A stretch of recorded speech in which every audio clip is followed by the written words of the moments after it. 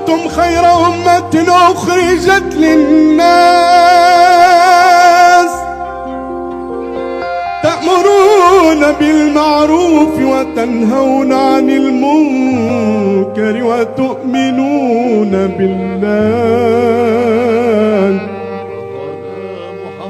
هذا زمن الخذلان الذي قال عنه رسول الله صلى الله عليه وسلم، زمن السكوت، سكوت المسلمين عن هذه الفئة ديال الليبراليين والعلمانيين وما جاور.